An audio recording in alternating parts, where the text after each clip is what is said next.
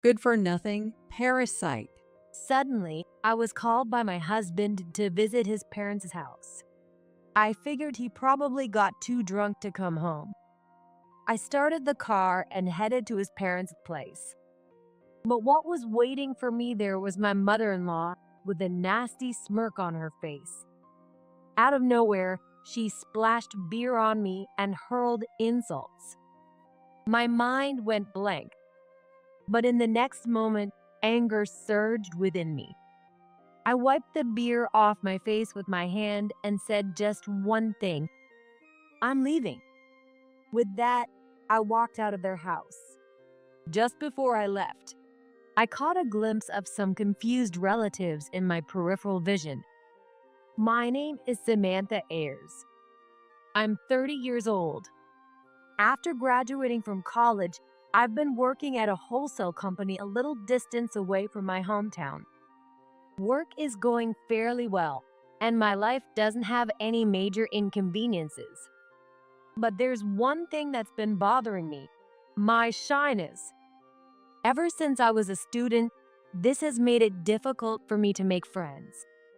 Even when someone talks to me, I often respond in a curt manner, and I've never been able to join in on conversations.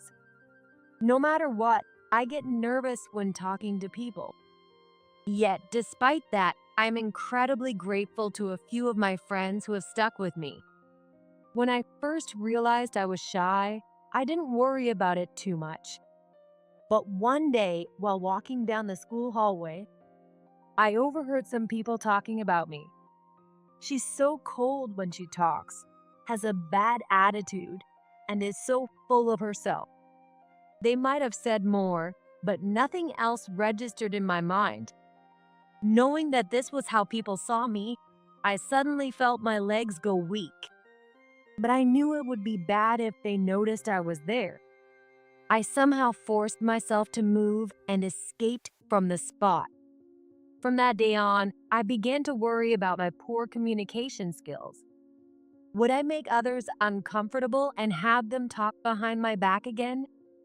Before I knew it, my shyness had become a major insecurity. And in the end, it didn't change even after I became an adult. When I left my hometown for a job, I also had to part ways with my friends I had spent so much time with. We kept in touch, but not being able to see them in person and spending so much time alone made me feel lonely. It was frustrating to realize that even though I wasn't good at talking to people, I still craved connection. The more I thought about it, the more I despised how selfish I seemed. But when I got my job, I thought maybe I could change that part of myself. Unfortunately, reality wasn't so kind. Old habits die hard, and I still struggled to communicate well at work. Luckily, most of my coworkers were kind and often started conversations with me, despite my awkwardness. Because of that, it wouldn't be an exaggeration to say that's why I've been able to do well at my job.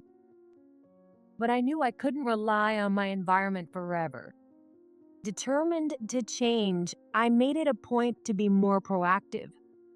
Thanks to that, by the time 2 years had passed since I started my job, I wasn't as shy as I used to be. Even though I still got nervous, I could join in conversations and communicate better. But even then, I wasn't satisfied. Looking back now, it's obvious I had grown since my school days. Yet, the burden of my insecurity was still too heavy to let me feel content. But then, one day, I met Eric, who would later become my husband, and my life and perspective changed dramatically. Eric worked at one of the stores we did business with, helping out his parents who owned it. It just so happened that I had to deal with him when the usual person stepped out, and that's how we started interacting. Eric was soft-spoken and seemed to genuinely enjoy chatting with me, even though we had just met. Whenever I initiated a conversation, he would respond with a warm smile. It wasn't the first time I had met someone like that. But there was something different about Eric. I wanted to talk to him more. I wanted to get to know him better. Even though we had only exchanged a few words, I couldn't shake that feeling. As it turned out, Eric felt the same way. At first, we would chat briefly whenever he came to the office, but eventually we exchanged contact information and started meeting up outside of work. As we spent more time together, our relationship deepened, evolving from friendship into romance. And 2 years after we started dating, Eric proposed and we became husband and wife. His parents seemed kind, which put me at ease. I'll make sure you're always happy. Eric had said when he proposed, and those words still echo in my mind. I was sure our happy life was just beginning. Thinking about our future together made my heart race with excitement. However, it wasn't long before I discovered the true nature of Eric and his parents, and once again, I was faced with the harshness of reality. After marrying Eric, my life became richer. When I came home tired from work, my beloved Eric would be there to greet me. That alone made me happy, and on top of that, he would always have kind words to say to me. Maybe this is just normal for married couples, but for me, it was one of the things that made me feel truly blessed. Eric helped out at his parents' store while also working a full-time job. Even though he was probably busier than me, he never showed any signs of exhaustion. How's the store been lately? Good, it seems to be going well. When should I come help next? Well, let's see. I felt bad that Eric was the only one helping out at his parents' store. So I started going there more often to lend a hand. You don't need to worry about that. My father-in-law initially told me, but gradually they started relying on me more. I started helping with arranging products, managing inventory, and even doing stock takes when the timing was right. It was clear from our conversations that Eric and his parents cared deeply about the store, and I was glad to contribute in any way I could. However, a year after our marriage, everything took a drastic turn. The store's business began to falter. Just a year ago, everything was going well, but a large supermarket had opened nearby and customers began to drift away. We tried advertising more and increasing the variety of products, but nothing seemed to work. What are we going to do?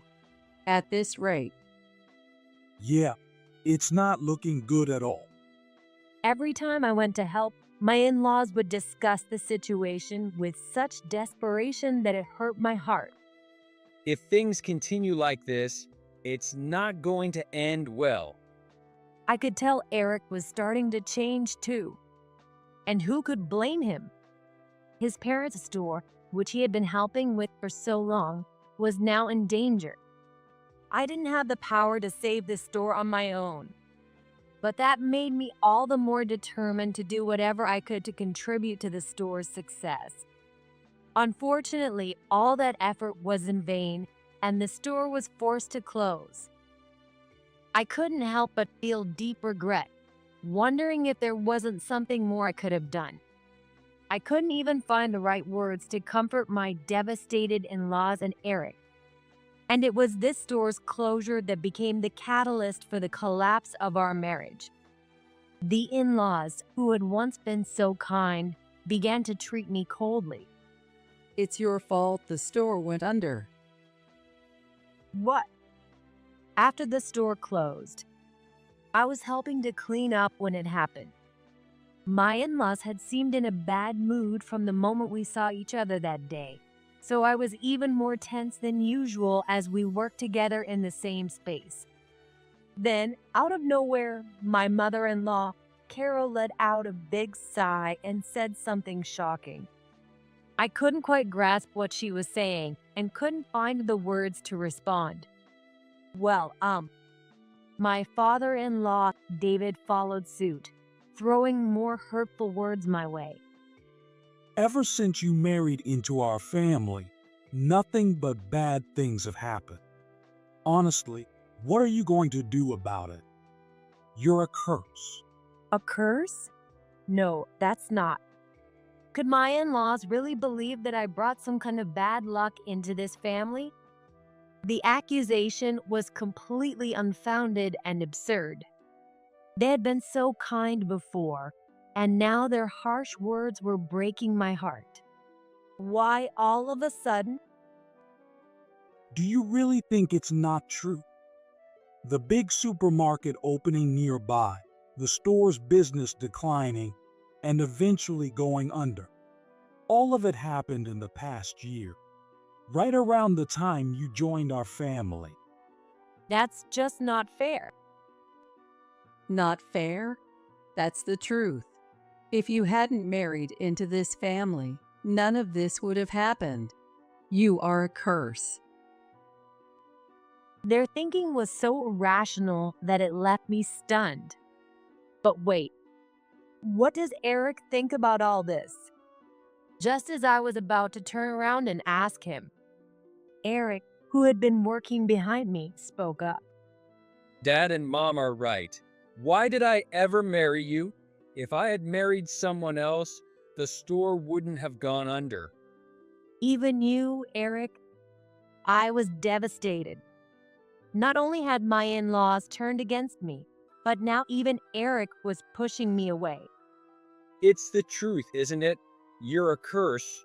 You ruined our store, and yet you still live here like everything's fine. Have you even thought about how we feel? Eric's expression was colder than I had ever seen. As if to support his words, my in-laws kept piling on. I wanted to run away right then, but I knew if I did, they'd just hurl more awful words at me. And yet, I couldn't find the strength to defend myself. I was paralyzed, unable to do anything but stand there. From that moment on, everything changed. Eric and my in-laws' attitudes towards me became noticeably harsher. When I came home from work, Eric was no longer there to greet me with a smile. The kind words, the cheerful conversations about our day, those were all gone. Hey, dinner. Hurry up. I'm sorry, I'll get it ready right away. This is exactly why you're useless. Eric would throw cold looks and harsh words at me before turning back to the TV. It was clear that our relationship would never return to what it once was. And even if it could, who knows how many years it would take. With his words hanging in the air, I began preparing dinner. My in-laws started visiting our home more frequently, either because they had nothing to do after the store closed or simply to torment me. Honestly, having them over so often was difficult to handle. Whenever they visited, it was only to make snide remarks about me. You really are plain looking, aren't you? It's embarrassing to have someone like you as a daughter-in-law.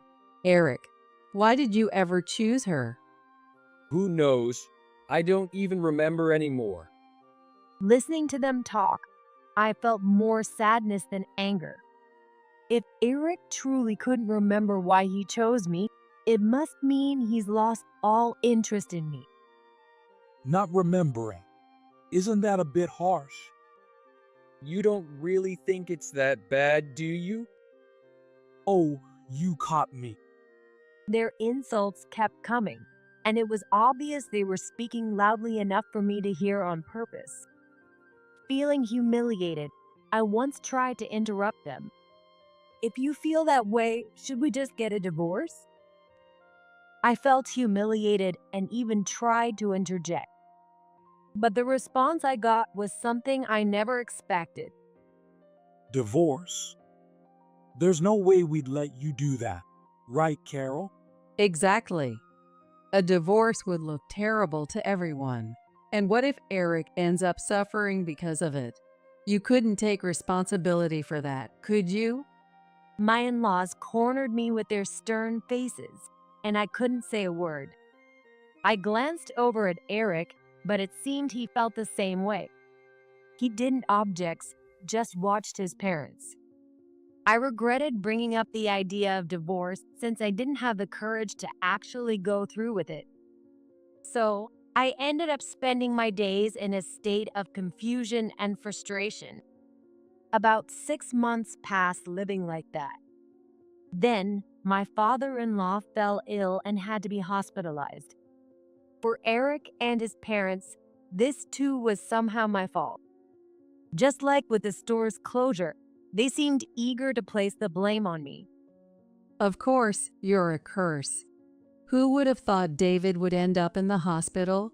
He's been healthy all his life until you came along. You've ruined everything. What are you going to do about it? Can you take responsibility? It was true that I was sad and worried about David's illness. But to blame me for it was utterly unreasonable. Even if you say that, I don't know what to do. We're the ones who don't know what to do. This is all just. What a mess. Carol dramatically held her head in her hands and let out a deep sigh. Don't make things any harder on Mom and Dad. So, it's my fault? Of course, it is. Eric glared at me just like his mom did. Why did Eric ever want to marry me? Being constantly accused like this made me question my own worth. Oh, I know. Why don't you pay for David's hospital bills? We don't have any money, thanks to someone causing the store to close. Oh, of course. We both work, so it's the least we can do. I'm really sorry about this. It's all her fault. It's fine, Eric. You don't need to apologize for her. Without even giving me a chance to speak, it was decided that we would cover the hospital bills from our household funds. I understood that my in-laws were going through a hard time, and I didn't mind paying the bills. But I couldn't help but feel uneasy that they didn't ask me about it, not even once. It wasn't that I wanted to interfere, but since it was a financial matter, I thought it was only fair to be included in the discussion. What's with that unhappy face? Do you have a problem with paying the hospital bills? We've already said it's your fault he's in there. Honestly, shouldn't you have been the one to offer to pay in the first place? Mom's right. You're so thoughtless. It's not that I don't want to. Don't make excuses. Carol's shout cut me off, and I knew there was no point in trying to explain myself further. They'd only see it as excuses. Okay, I answered meekly and didn't say another word after that. Even after David was hospitalized, the attitude of my in-laws and Eric didn't improve. If anything, it seemed to get worse. Eric started talking to me more often about money. Because of you, Dad's in the hospital. Good thing I earn a lot, huh? Who do you think you have to thank for living comfortably? Honestly, his salary hadn't changed. In fact, I actually earned a bit more than Eric. Despite this, Eric was under the delusion that he made more money than I did, and he only became more harsh with me. I had tried telling him the truth and even showed him my pay stubs. But Eric never believed me. Get out of here, you curse. Who do you think is responsible for all this?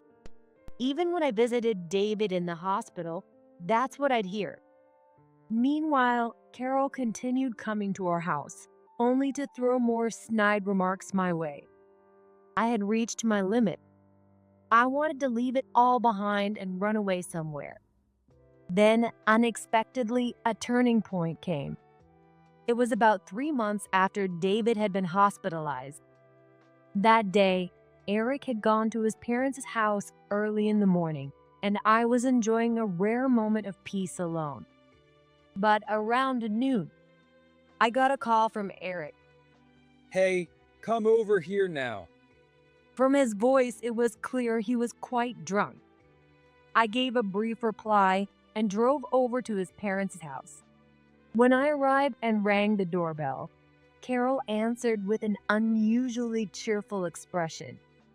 Oh, you finally made it. She had clearly been drinking heavily. The smell of sake was unmistakable. She ushered me inside, and as I expected, Eric was there, thoroughly drunk, along with a large group of relatives I barely recognized, people you'd only see at weddings and funerals. We got in the mood to drink, so I invited everyone over. Hey, Samantha, you're here. Get us some water. Hurry up. I had just arrived at my in-laws' house and was still trying to grasp the situation when Carol, wearing a malicious grin, approached me. She was holding a glass in her hand. Then she said, Good for nothing, parasite. and threw the beer in her glass all over me. My mind went blank. The smell of beer that clung to me made it clear what had just happened. Feels good. Mom, what are you doing? The next moment, anger surged through me. I wiped the beer off my face with my hand and said, I'm leaving. I left the houses without looking back. Just before stepping out, I caught a glimpse of some bewildered relatives in the corner of my eye, but I didn't have the energy to care. I went home and immediately started packing to return to my parents' house. Every time I saw the beer-soaked clothes I had tossed aside, the scene at my in-laws' house replayed in my mind. I didn't have much to pack, so I finished quickly. I could have left for my parents' house right away, but I wanted to face Eric one last time. So I waited for him to return. About an hour after I had left his parents' house, Eric came rushing in out of breath. Hey, what the hell is going on? Why did you just walk out like that? Walked out suddenly? You seriously don't understand that I left because your mom threw beer at me? She was just joking around. There's no reason to get so mad about it. Joking around? You think it's something that can be brushed off like that? If he had apologized even once here, maybe I could have calmed down a little. But instead, he just blamed me for suddenly leaving the house. I had no reason to hold back anymore. Of course, that's the case. What do you mean, of course? I'm done with this. I want a divorce. I've reached my limit. What? You can't just say something like that out of the blue. Shouldn't we at least talk this through? Talk it through? It's too late for that. You're just going to gang up on me with your mom and blame me for everything, aren't you? Here's the divorce papers. I've already signed my part, so you can fill in yours and submit it. With that, I pulled the divorce papers from my bag and thrust them at Eric. You actually went and prepared divorce papers? Yeah, I'm serious about this. Isn't it normal to have divorce papers ready when you've made up your mind? So, I'm leaving the rest to you. Hey, I pushed the divorce papers into Eric's hands and walked out of the house. I could hear him shouting behind me, but I ignored it completely. Then I headed to my parents' house. Why didn't you talk to us sooner? When I finally told my parents everything, I could tell my mom was angry, even over the phone. Her concern, combined with the guilt I felt for not confiding in them sooner, made me burst into tears. I drove for a few hours and finally arrived at my childhood home. When I rang the doorbell, my worried-looking parents greeted me.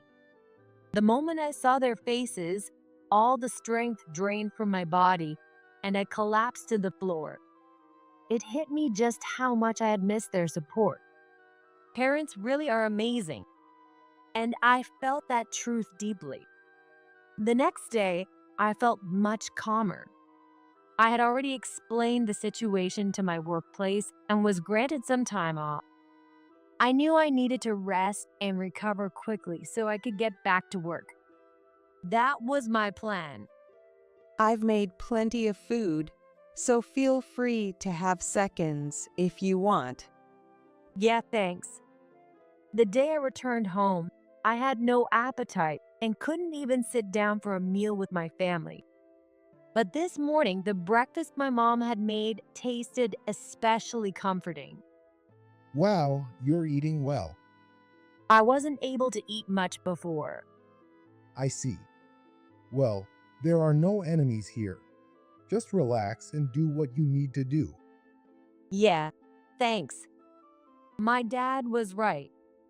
Here, there wasn't anyone who would make me feel like an outsider. Now, I wouldn't have to deal with any more snide remarks or nasty attitudes. It should be a given, but I was genuinely relieved, which only highlighted how difficult my life had been. Just as I was settling into this sense of relief, the doorbell rang. I'll get it. My dad said, heading toward the door.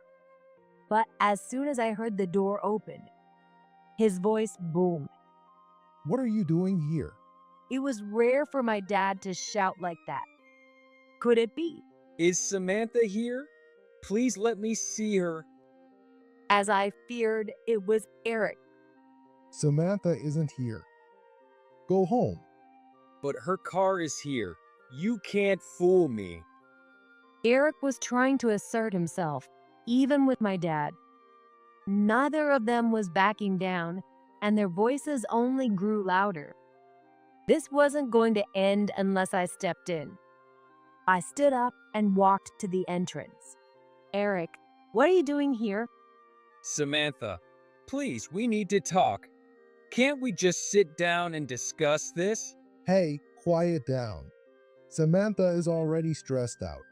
Just leave. Dad, thank you. It's okay. Eric, what do you want to talk about? I thanked my dad and stepped in front of Eric. I want you to reconsider our divorce. You can't just drop that on me out of nowhere. Out of nowhere? You're making it sound like this is all my fault. Have you forgotten that it was your actions that led to this? Our fault? Eric reached out as if to grab me, but seemed to realize he was about to cross a line and lowered his hand. You and your parents have been making baseless accusations against me. You should try seeing things from my perspective for once. By the way, where are the divorce papers? There's no way I'd file those. I threw them away. What? I told you to submit them. I had suspected he might do that. But now that it was confirmed, I couldn't contain my anger. And how do you think you're going to live after divorcing me? You can't just keep relying on your parents forever. You were living off my income after all. I couldn't believe what I was hearing. What are you talking about? I showed you my pay stubs multiple times. You're the one who refused to believe them, accusing me of forging them. Don't worry about me. I'll be fine. All I want is a divorce. You say that, but it's not that simple. I'm your husband, after all. Don't act like a husband now. Besides, wasn't I just a curse and a parasite? If that's how you see me, then wouldn't it be better for both of us if we got divorced? I'll send you another set of divorce papers. But for now, just leave. If you come back again, I'll call the police. The police? He looked shocked, as if he hadn't expected me to go that far. Eric left the house in a daze. I thought this might finally stop him from coming to my parents' home. But knowing Eric, there was always a chance he'd do something unpredictable or conspire with his mom. I let out a heavy sigh, realizing that I might still have to deal with some unsettling days ahead. 2 weeks later, Eric and I were still not divorced. I had sent him the divorce papers, but he just kept tearing them up. I was starting to think I need to get a lawyer involved when Eric reached out, asking me to wait a little longer. I could have ignored him and gone ahead with the legal process. But my anger had cooled down by then, and I decided to grant him this one last request. All right. I replied and waited for him to contact me again. However, a month and a half later, I received an unexpected call from Eric. Did you really move out? The truth was, I had moved into a new house. It was a luxurious mansion worth over $1 million. Like Eric had mentioned, I didn't want to impose on my parents indefinitely. So I had started looking at properties and found a place that perfectly suited my tastes and lifestyle. Of course, I hadn't told Eric about it. I felt a chill down my spine, wondering how he found out. What? How do you know that? Well, Spit it out. After I raised my voice, Eric finally confessed. I hired a private investigator. What? A private investigator? My voice echoed through the mostly empty mansion. Well, I thought if we were getting divorced, maybe I could claim alimony if you were cheating on me. So I figured I'd have someone look into it. Cheating? What on earth are you thinking? I've never done anything like that. If anyone should get alimony, it's me. You have no right to alimony. And how did you manage to move into that huge house? You shouldn't have that kind of money. That's none of your business. I can do whatever I want with my life. As I said that, the noise on the other end of the line suddenly grew louder. I barely had time to brace myself when the next voice I heard wasn't Eric's. Why hasn't the money for David's hospital bills been transferred? What if he can't stay in the hospital because of this? Well, since we're getting divorced, I didn't think it was relevant anymore. Not relevant? We've told you countless times that it's your fault he's in the hospital. Could you stop with the baseless accusations? It's really annoying. I wasn't the same timid person I used to be. I wanted them to understand that, so I didn't hold back my words. Carol seemed a bit surprised by my new attitude, but she quickly tried to steer the conversation back in her favor. How dare you speak to me like that? Listen, I know where you live. If I have to, I'll come over and talk to you face to face. Oh, you want to come to the house? Sure, go ahead. You already know where I live anyway. I realized there was no point in continuing this conversation over the phone. It wouldn't lead anywhere. So, I made a bold decision and invited Eric and Carol to my new home. You probably want to talk face to face, right? When would you like to come over? Carol seemed caught off guard by the invitation. But seeing an opportunity, she quickly began discussing her and Eric's schedule with an eager tone.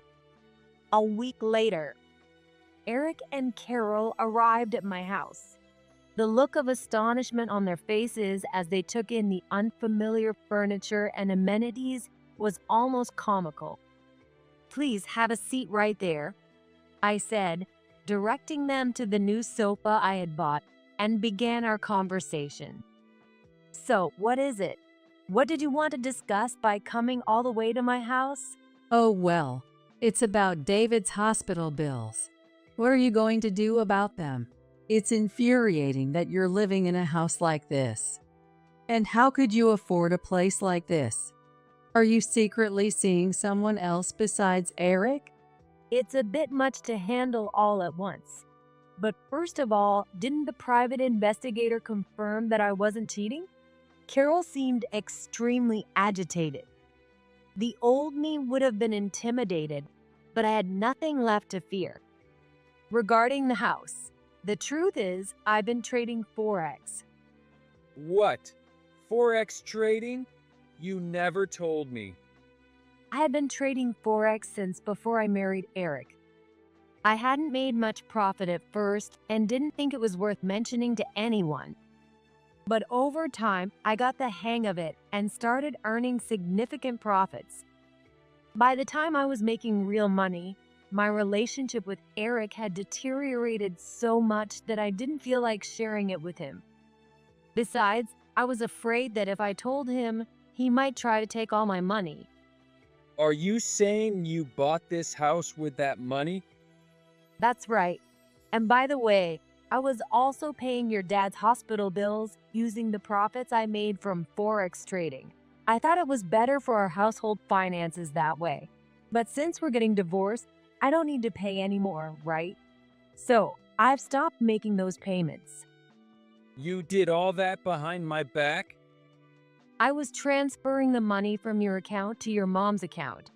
And if you make more money than I do, like you always say, then you shouldn't be so worried, should you? Even though I had kept my Forex trading a secret, it was strange for Eric to be so panicked given his past statements. Who was it that kept saying we were only able to live comfortably because of him? From what I've heard, it doesn't sound like you were counting on my income at all. I never said that. Really? You're going to deny it now? That's pretty pathetic. Pathetic? It seemed like the two of them were struggling to process everything. But I wasn't going to wait for them to catch up. I pressed on, delivering another blow. And by the way, what was all that talk about me being a curse? How does it feel to know that the so-called curse was the one paying your hospital bills? Isn't that embarrassing? And from the looks of it, you're still trying to get me to pay for things. Honestly, that's just pathetic and immature. Actually, the fact that you've been making baseless accusations all this time is pretty childish. But I didn't know anything about your finances. Still, asking me, the curse and parasite, about David's hospital bills is just wrong. Shouldn't you have been talking to Eric about that? Eric said he didn't know. She said that and then looked at Eric. Her gaze seemed to say that she was not to blame. Wait, me? Do you even know that your dad is in the hospital? Why aren't you keeping track of these things? You've dumped everything on me, and when something goes wrong, you blame it all on me. This is unbelievable. Why did I ever marry someone like you? I finally had the chance to throw back all the complaints I kept bottled up for so long, and both Eric and his mom turned away from me. Is there anything else you want to talk about? If not, then we're done here. Wait, please. As I tried to end the conversation, Eric suddenly jumped in. Now more than ever, I don't want a divorce. Please reconsider. I'm asking too. Please think it over. At this point, it was clear that they didn't want to stay married to me because they loved me, but because they were after my money. It was almost laughable, but I wasn't in the mood to be amused. Enough. I've already told you I want a divorce. All you care about is my money, not me. It's disgusting. Here, these are the divorce papers, so sign them. I've got plenty of copies, so don't bother tearing them up like before. I won't ask for alimony, but if you keep pushing me, I might change my mind. Oh, and if you come to my house again, I'm calling the police. Got it? Fueled by anger, I thrust the divorce papers at Eric. Realizing that I wasn't going to change my mind, Eric finally signed the papers and left with his mom. It felt so satisfying. At that moment, I picked up the signed divorce papers and let the reality sink in that it was all over. I felt the tension leave my body. After submitting the papers, the divorce was finalized.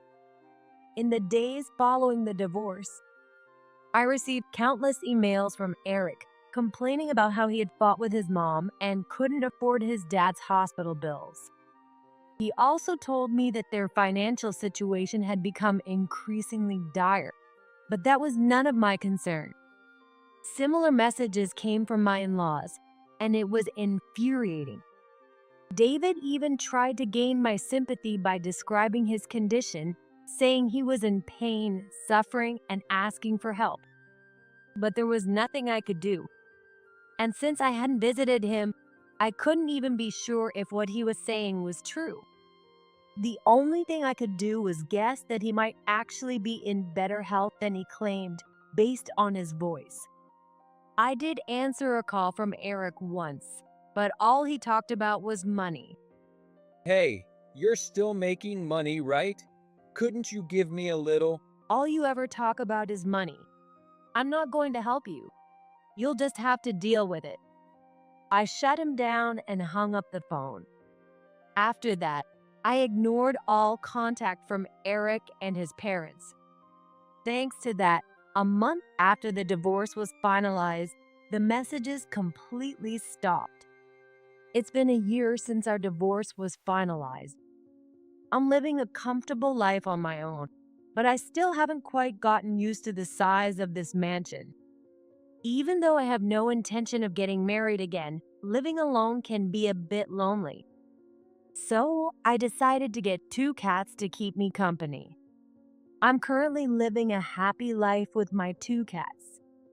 Both my job and Forex trading are going well, and I'm glad I got divorced. Every morning, I wake up and start a day that's no different from the one before. I think to myself, what should I do today? What should I eat? As I mentally organize my day, I start preparing food for the cats.